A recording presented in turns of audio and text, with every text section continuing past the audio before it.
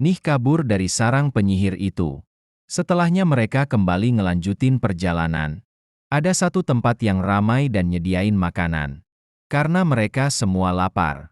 Tapi ternyata di tempat itu juga ada si Pangeran Febri. Yang masih mikirin cara-cara licik. Untuk ngebawa pulang sang putri. Dan gak sengaja dia ngelihat Espen dan kakak-kakaknya. Lagi ngeliatin peta ajaib yang mereka punya. Langsung disamperin dan diminta tuh petanya. Mau nukerin peta itu sama satu kantong koin emas. Kakak-kakaknya nih langsung pada setuju. Karena lumayan banget kan bisa dipakai buat benerin rumah. Tapi si Espen gak mau nyerahin petanya. Karena dia beneran khawatir sama keselamatannya. Putri Christine, si Pangeran, Dan mereka semua kabur. Dikejar-kejar terus nih ini si pangeran udah ngamuk banget. Mereka berusaha kabur. Tapi sayangnya mereka bertiga udah terpojok. Nekat aja nih mereka jatuhin diri. Dan untungnya sih semuanya selamat. Tapi si kakaknya marah karena Espen ini tuh nyusahin. Padahal kan tinggal kasihin aja petanya. Sementara di sarang raksasa, Putri Christine masih berusaha nyelamatin diri. Dan karena dia tahu kalau menurut legenda, raksasa ini bakal nikahin dia.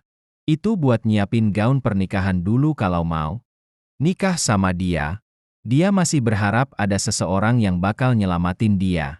Setelah ngikutin petanya, Espen akhirnya berhasil nemuin pedang. Yang katanya bisa ngalahin raksasa itu. Dan kakak-kakaknya. Mereka bertiga sampai diikat di pohon.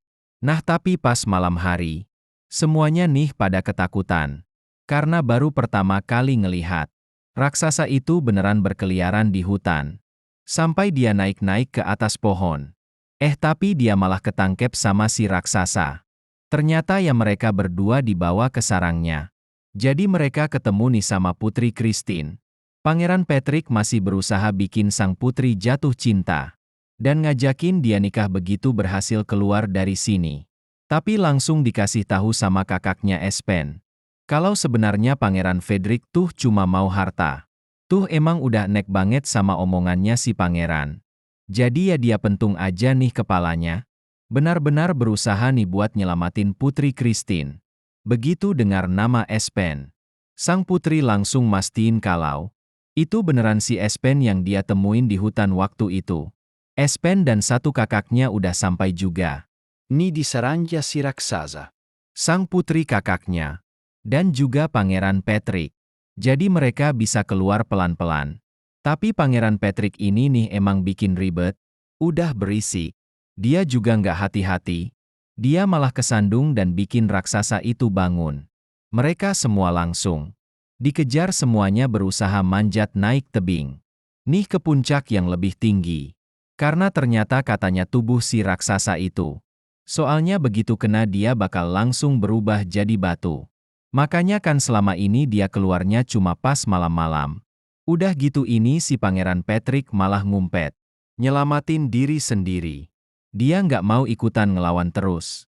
Raksasa itu udah berhasil ngejar mereka sampai ke puncak. Si Espen udah berusaha beraniin diri. Nyerang raksasa itu pakai pedang ajaibnya. Dia berhasil sih ngelukain kaki si raksasa. Tapi ya raksasa itu masih hidup-hidup aja. Mereka semua berusaha ngelawan raksasa itu. Sambil ngalihin perhatiannya si raksasa juga. Biar dia nggak sadar kalau sebenarnya matahari itu udah hampir terbit. Si raksasa beneran berubah jadi batu. Mereka semua selamat terus. Si raksasa udah musnah dan gak akan ganggu mereka lagi. Setelah selamat, Espen, raja udah mau nih nepatin janjinya. Dia mau ngasih setengah kerajaan. Itu ke siapapun yang berhasil nyelamatin putrinya kan. Tapi karena Espen ini baik dan tulus, dia nggak mau nerima hadiah itu. Dia cuma minta uang secukupnya aja. Yang penting rumahnya yang hancur itu bisa dibangun kembali. Christine buat nikah sama dia, karena dia tahu kalau cinta nggak bisa dipaksain. Walau sebenarnya kayaknya nih mereka saling jatuh cinta. Ketiga bersaudara ini kembali ke rumah. Kembali ke ayahnya. Bahkan si ayah juga minta maaf karena sebelumnya udah ngusir si Espen. Sebenarnya dia sayang sama semua anaknya. Nyelamatin sang putri. Dia bangga nih anaknya hebat banget. Mereka juga dapat uang yang cukup dari raja untuk membangun rumahnya lagi. Nih kalau dia jatuh cinta sama si Espen. Akhirnya nyamperin ke rumahnya. Mereka berdua akhirnya pergi dan bisa ngabisin waktu bersama untuk lebih saling mengenal satu sama lain. Itu si Pangeran Patrick masih tersesat di hutan. Dia udah putus asa banget karena sendirian. Film pun selesai guys, lanjut nonton di next video guys.